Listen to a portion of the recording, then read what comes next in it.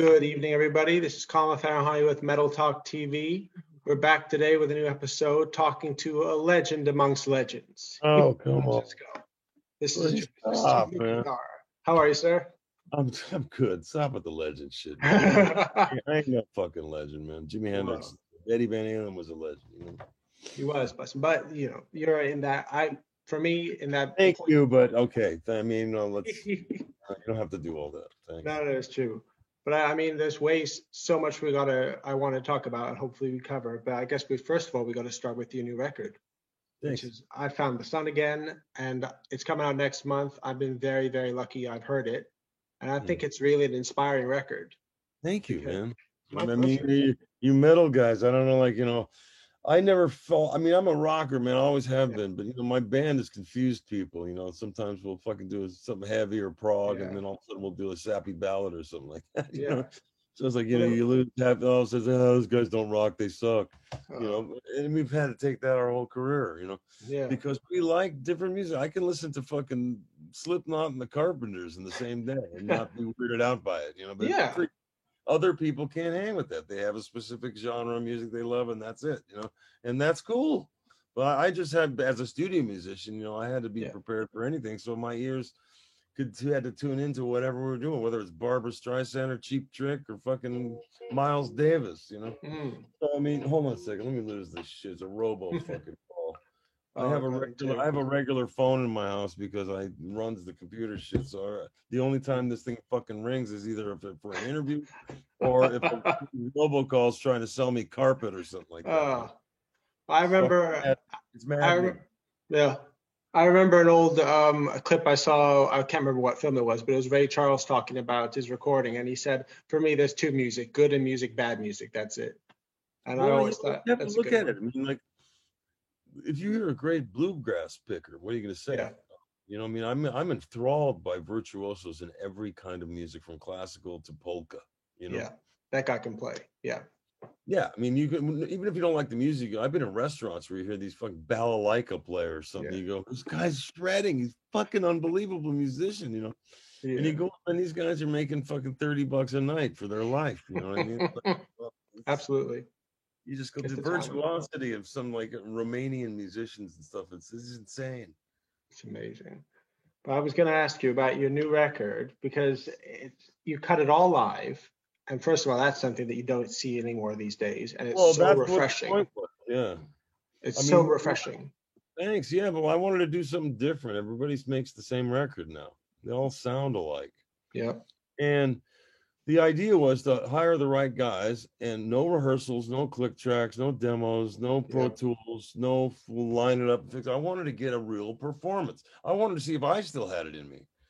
Those solos are keepers. That's what I played on the fucking day. After we'd get the take, I'd maybe double a guitar part or add a couple of acoustics and shit. But we did, and then I do the lead vocal at night. And we did that for 8 days in a row, and the record was done. And then we mixed it. That's the way to do it. That's absolutely amazing. And like no cheating. No going back, well, let's, you know, can I move this or can I do? No, man, you can't. If I rush or I play a little bit sharp or something, I kept it, because if you listen to old jazz records, I mean, Miles Davis squeaked the horn once in a while. Coltrane did, you know what I mean? Jimi Hendrix didn't always play perfect, but it was so fucking soulful. Get back. No, human beings aren't perfect. Now we live in this world where everybody's doing their face, and music has to be, there's no rough edges, there's nothing. They used to say that we were slick. Are you kidding me? We were the Sex Pistols compared on what's going on now. You know?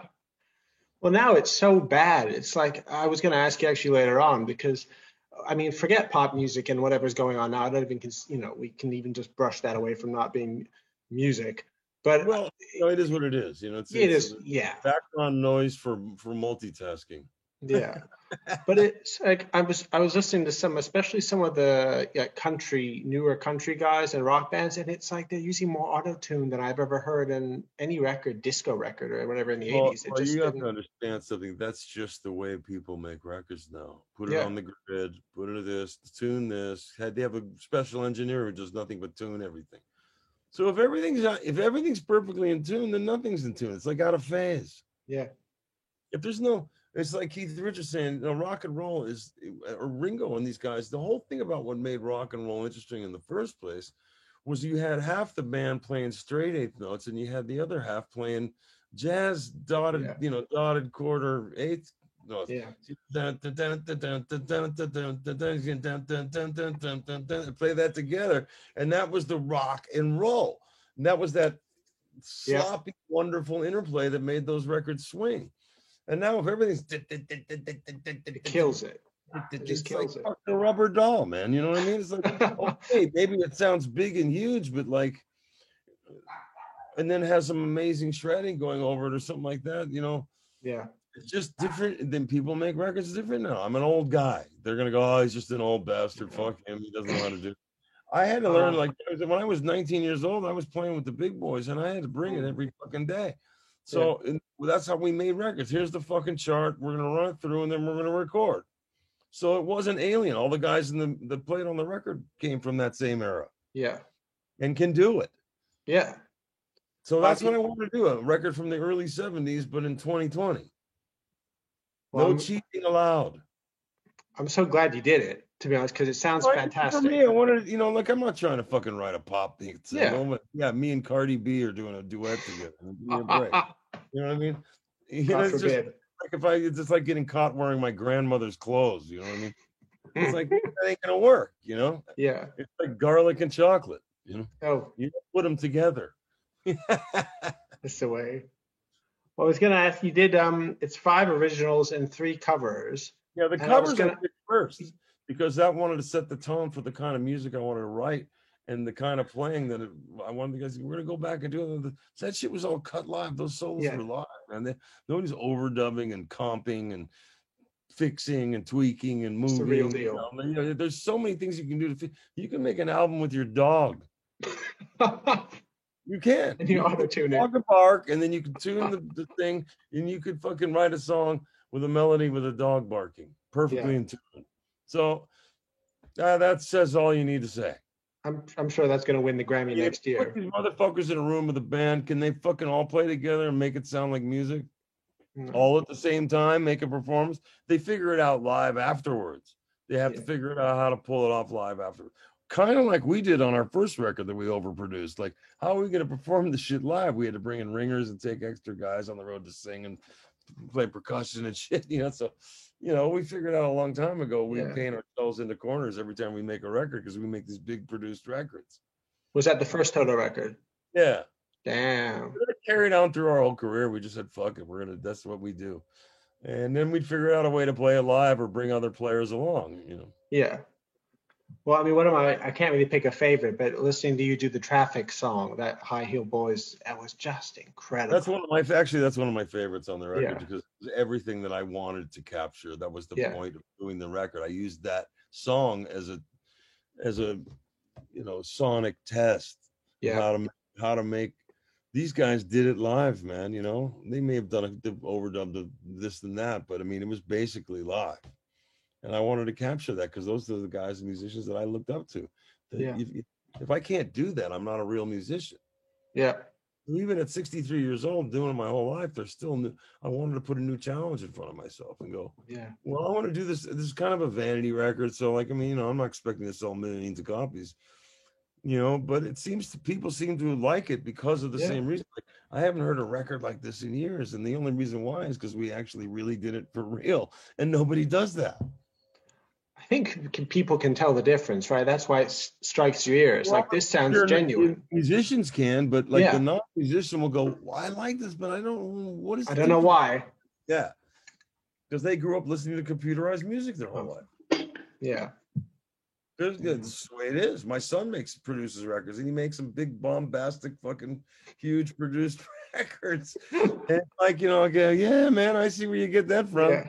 I go, but he can pull it off live. That's the difference. This band can play it live. Yeah. The singer's incredible. I mean, they opened for us on the last Toto European tour for a bunch of dates, and nobody knew their music, and they had the crowd on their fucking standing ovations every fucking night. Wow. They're that good. And now they made a record's coming out. Band's called Lavara. And they're on Mascot too. And that's ironic. Me and my son are on the same label. That's terrific. And you'll be hearing from them, and that's music that you'll dig because it's heavier shit, but it's melodic heavy. No, I dig it all, to be honest. I was listening. I mean, I was going back through some of your catalog because it would take me, a couple of weeks to go through everything. Oh, I know some of it. I couldn't do that myself, But for those who don't know, I'm sure everyone watching basically knows. But besides being the people watching, okay, this is non-alcoholic beer, right, and this is tea. We're fine. I get up at 5 o'clock in the morning. It's fucking, I do. Yep. Damn. Every day I practice. That's when I play the guitar in my office. Do you still practice every day? Not every day, man. This fucking thing is the motivation to pick anything up at this point is like, oh, this has really been a sad time for musicians, man, especially. For those of us that have been working for 45 years, it's really a strange new way of life. I mean, I love being home. It's fucking great. Sleep in my bed, I have a woman who unbelievably I'm desperately in love with, who's cooks for me genius meals from scratch from our garden and all kind of shit. So I'm living a very simple, humble life and trying not to get sick because I have a lot at stake if that was to happen. Yeah. And I'm praying for the sun to come back out. The sun came out for me when I met her. That's what the song's about. Because I was living in real dark part with the end of the last version of Toto and the lawsuits. I was at an all-time low. I was going through another divorce with my son's autistic, and everything just seemed to pile on. And here we are. Thank God. Everybody has a much harder life than me. I understand that. So everybody's going, fuck you, you lucky bastard. No. Well, everybody's got struggles. Has talent. Yeah. Just because I've been doing this for 45 years and had success and I'm smart enough to save some money does not mean that I don't fucking pay dues every day emotionally like everybody else. Yeah. I can't leave. I can't go anywhere. Yep. I mean, I miss hugging my friends. I miss having lunch. All my favorite restaurants are going out of business. You know what I mean? It's I'm watching people lose it all. It's fucking horrible. It's so sad. Are you hoping that, I don't know, to be honest, where the light is at the end of that, but hopefully. Well, I don't think it's going to come out until 2022. You think? We had a tour on the books for late summer. It's too soon. Shit. Are you hoping to tour it there when? Next time you want to be in a room with 10,000 other people. Yeah. It's going to be a while before anybody fucking really trusts the vaccine. It's going to, so our business comes back last. Yeah. So I got to hang on and, weather the storm. Because I will fucking come back hornier than ever to play and bring the most amazing fucking band and we're gonna fucking kick ass. We'll make some new music. If that's all we get to do, then we'll figure it out.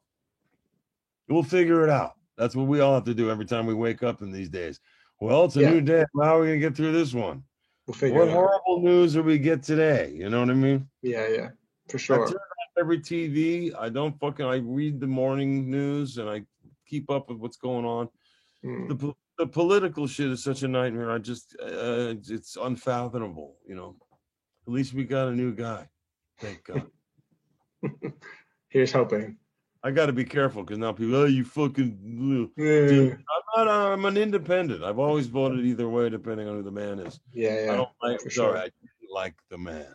Yeah, definitely. No, I can understand that. Like your gardener, perform brain surgery on you. Like, you're not qualified, pal. Yeah, definitely. 6th grade civics test, and we'll talk. Definitely. Well, I was going to ask you, going through your amazing discography, there's just so many points I wanted to touch on, but I thought if it was cool with you, what I would do is name an artist and an album that you sessioned on, and you just shoot whatever you remember from that album and the stories, whatever. Okay. Okay. So first one I liked, which is one of my favorite songs actually, Stand Back, Stevie Nicks. And I didn't know you were playing on that record. Yeah, well, no, I am. What happened was they had made the record. I didn't know it was Prince playing on it. I'd actually worked with him when I was a kid. I didn't know who the fuck he was before he was famous. Yeah. But he gave her the song, didn't he? Shit. Go fuck yourself. Where were Stevie Nicks. Oh yeah, they had the whole track done. They were looking for somebody to play like a Billie Jean part. Yeah.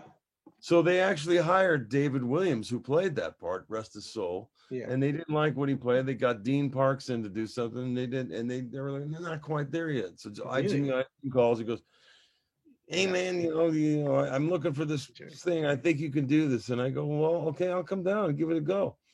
So I walked in. Shelly Yakis, the engineer, and we worked together because I'd done a Stevie Nicks record before that. I did a bunch of stuff for Jimmy Iovine at that time. And they said, "We're looking for stand back kind of thing." And I heard, we need that, something to bounce over that. And I go, Billie Jean. I go, okay. I said, let's plug in DI, use this compressor, do this, blah, blah, blah. I said, you didn't like what David Williams? He goes, it just wasn't right. And I said, okay, well, let me try something. And they ran the tape, and that whole take was one take. And I said, and they said, that's perfect. Jimmy Iovine puts his head in around the corner. He goes, that's great, man. What do you want to eat? I was out of there in 5 minutes, Wow. Yeah, no, actually, I stayed over and I overdubbed a couple of single line little things in the middle. Waddy Wachtel played the slide shit. Oh, that was already Waddy's one of my dear friends. I love him.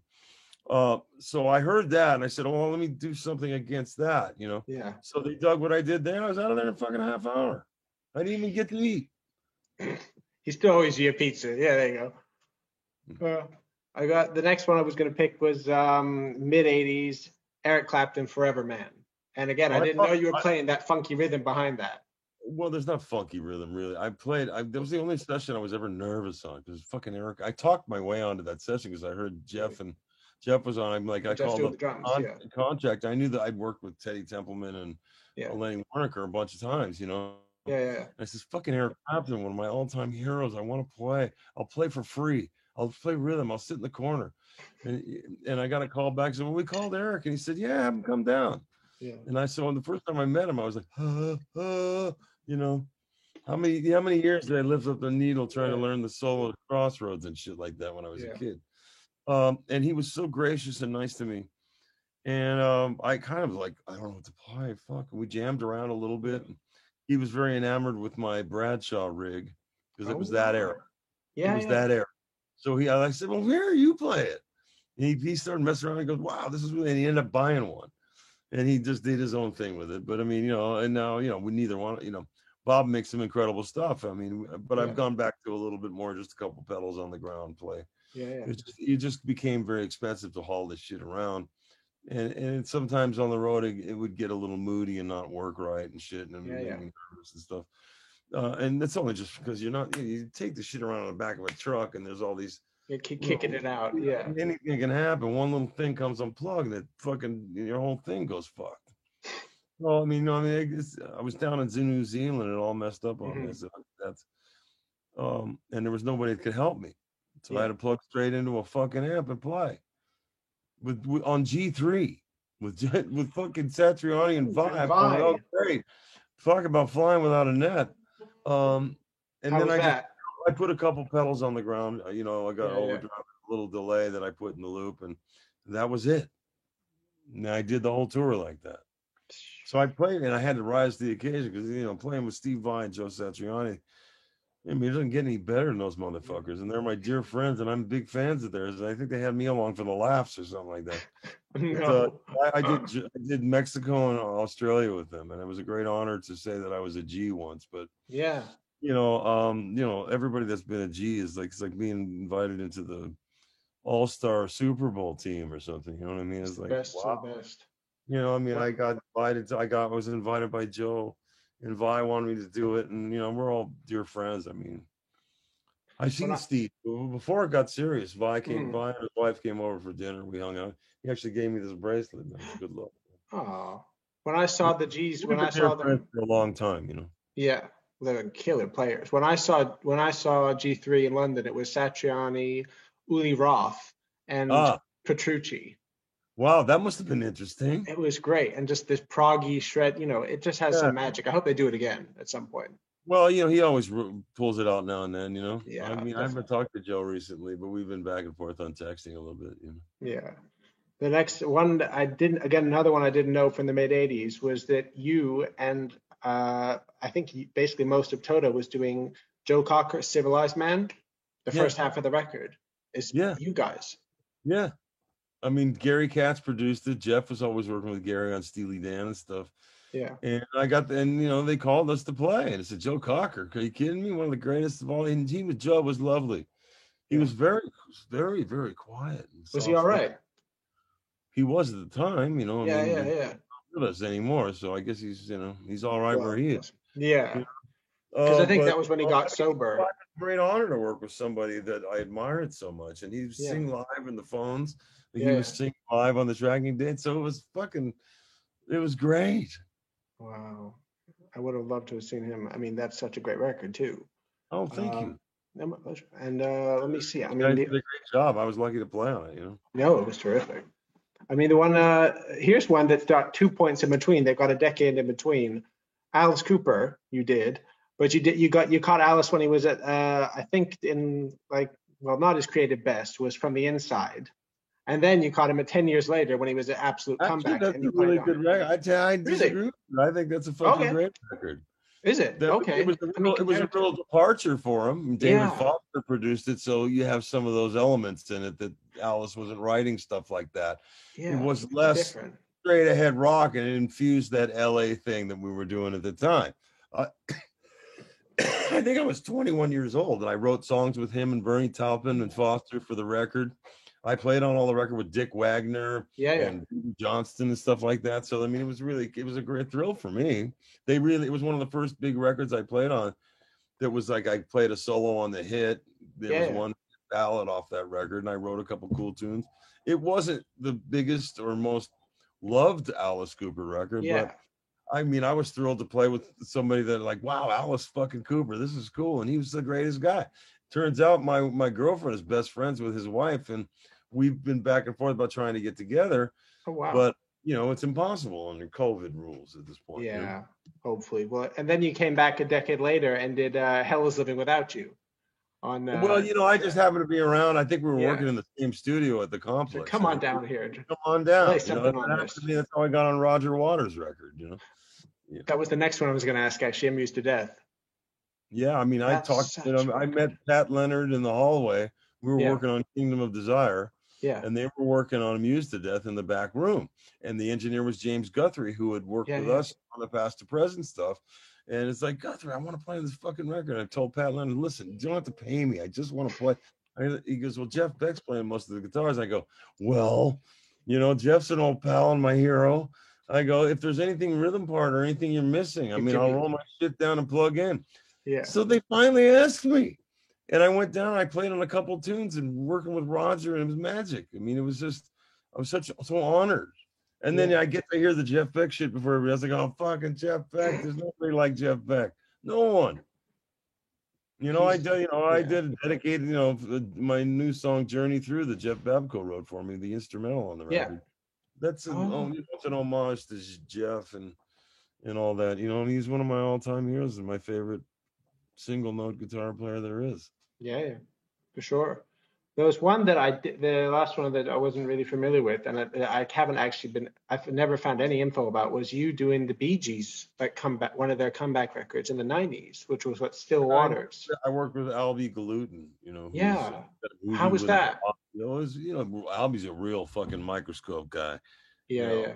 Really wants it fucking perfect. So we did, but he was also wonderful to work with. Yeah. He was, and he was very generous, and I was honored to work on a Bee Gees record. They're fucking great. How was it doing? When the three of them?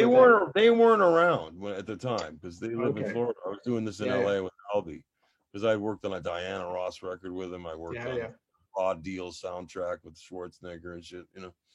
He actually gave me writer's credit on a couple of cues and stuff like that. I still get X. I mean, you didn't have to do that. It was fun. Cheech and Chong did that for me too when I played the joke solo on the movie. They actually put me on the track sheet. So I made like $200,000 off of the fucking session. Off of the Cheech and Chong movie. I did it in 1979 or whatever. I'm still friends with those guys. I love them to death. Oh, got to smoke a joint with Cheech and Chong. I mean, come on. I smoked a joint with Neil Diamond once. That was cool. With Neil, I didn't know Neil was hip. I mean, I love his part in the last waltz, but I didn't know he was. Maybe I shouldn't say that, but Neil's a very, he's an older guy now. Maybe he doesn't do that, but I was the only one. He's sparked one up, and he's in the booth. David Foster's producing, and he was a bit of a tight ass with all that shit. Yeah. So Neil says, let's go out back. And he sparks us up, and he goes, "Hey man, does anybody want a hit?" I'm looking around the room, nobody's going for it. I'm going, "Yeah, I'll take a hit, Neil." And then, we started talking. I smoked a little bit of weed. I took a couple of hits. I mean, I can still read the parts and play. I mean, I didn't get baked or anything like that. Yeah. Like, I wanted to say I smoked a joint with Neil Diamond. What the fuck? It's a cool story. Neil was very hip. I'm a huge Diamond fan, man. Yeah. Come on, Diamond. For sure. Songwriters of all time. See, I love that kind of music. Yeah. But I can also dig, heavy, dark, fucking tuned down, fucking heavy shit. I love that everything. Too. The light and shade. Like, that's the beauty of it. Music, okay? Yeah, music. That means everything. Yep. Everything. That's the way. Everything good. No auto-tune. Good is subjective. Yeah. I try my best, and some people hate the shit that I play. And then I'm the same way, and I don't love everything either. I don't expect everything to love me. I'm a flavor. You like the flavor? Flavor. You know what I mean? You don't have to get ugly about it. It's everybody online, they're fucking keyboard guys. They fucking cracks me up that people actually spend the time to set up a page just to tell me what an asshole I am or how funny I look or whatever. It's, I don't really read this shit because it's like, why? I don't want to hear how great I am. I don't want to hear how much I suck. I just want to fucking get through it. You know what I mean? Yeah. I'm gonna look, or my son will say something, I'll look and I'll go, oh fuck. Everybody's being nice. Everybody's being real nice except for like one guy. You know what I mean? I'll come find you, Timmy. Yeah, you know what I mean? It's like, and then you go, out of curiosity, who the fuck is this guy? This guy. And it sets up a page, nothing's on it except a fake name. And you go, oh, I make you so angry you have to waste your fucking life doing that. What a pathetic soul, Man, it's like, oh, okay, you have fun making fun of the way my hair looks. Oh, you think it's fake? Well, it's not, It's like, do you think I'm ugly, or you think, oh, you look stupid, or I can't talk because I've had 3 teeth pulled out of my head. Everybody's he's got the sniffles. Always doing blow again. It's like, fuck you.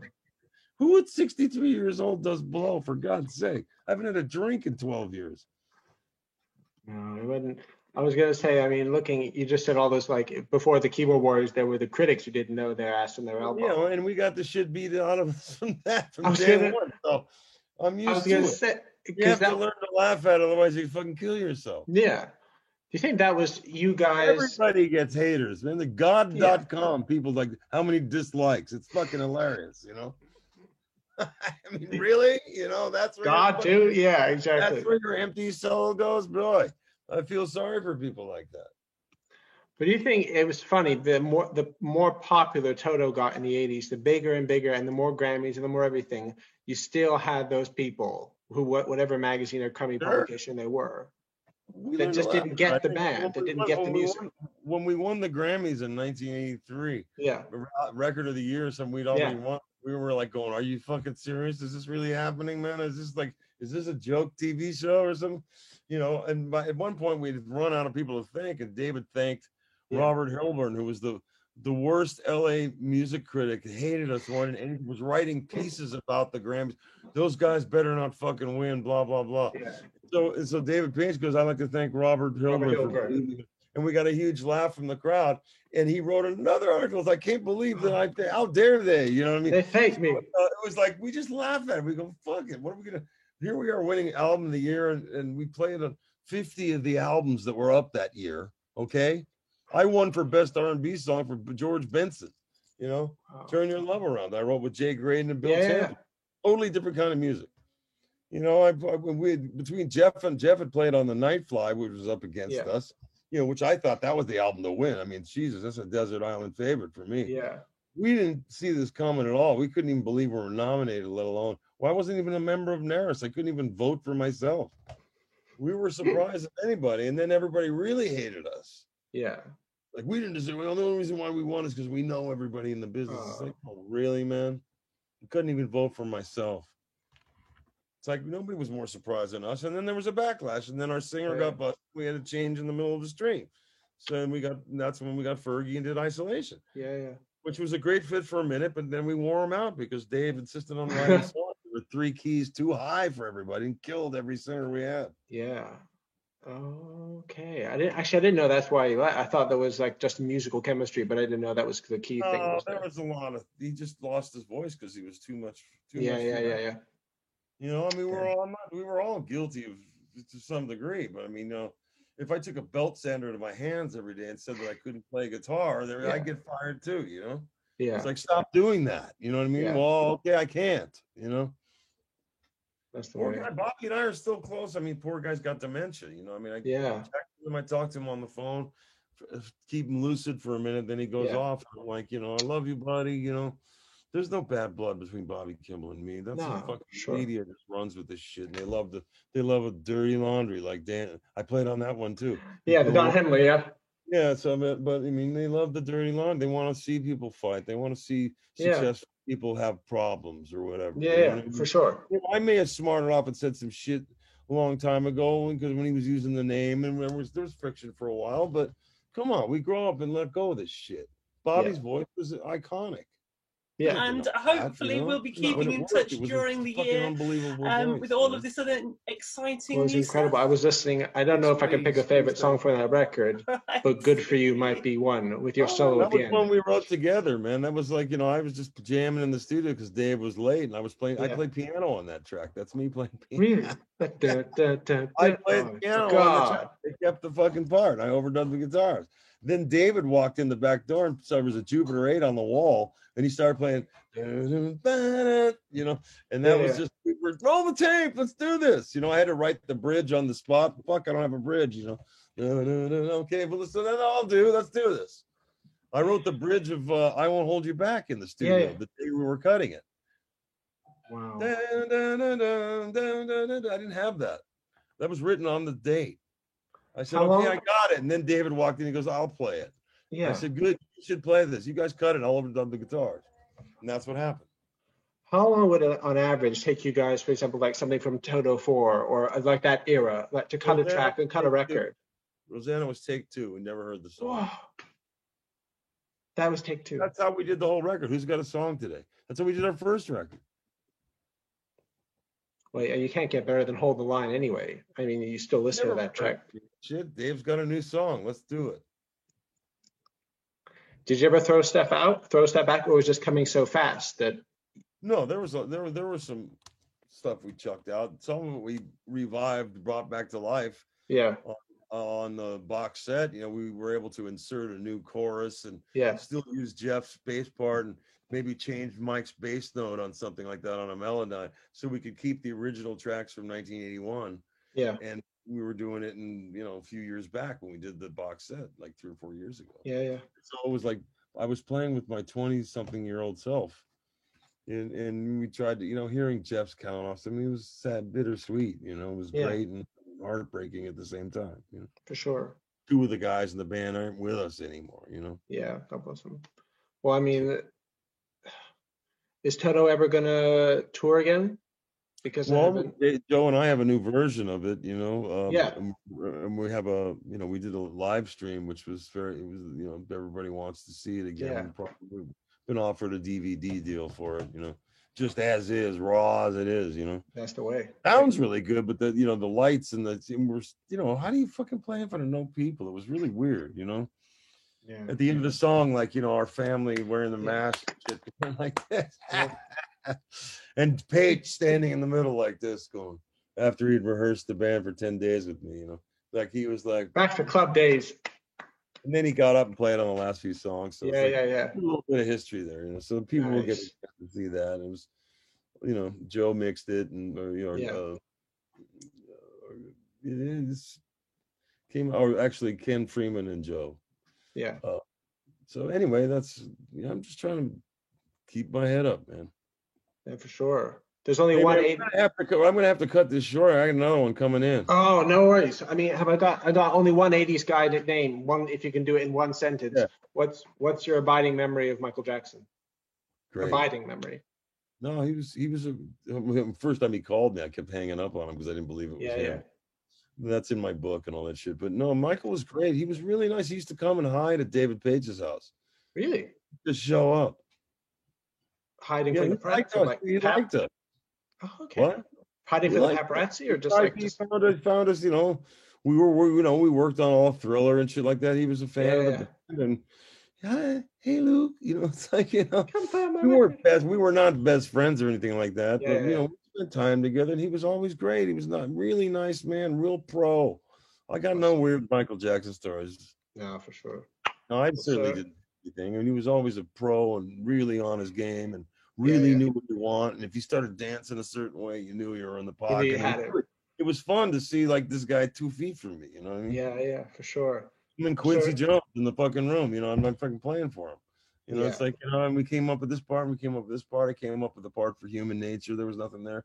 Quincy goes, you got to give me something funky, man. I got to get this on R&B radio. Because it was just a simple, you know. So I came up with all that part on the spot, you know. Yeah, for sure. Well, sorry, it's been an absolute pleasure and an honor speaking to you. Everybody, I'm sorry I got to cut you short. No worries. No worries. All right, everybody man, thank you very much. I'll see you. Have a good one. Yeah, bye-bye. Cheers. Bye.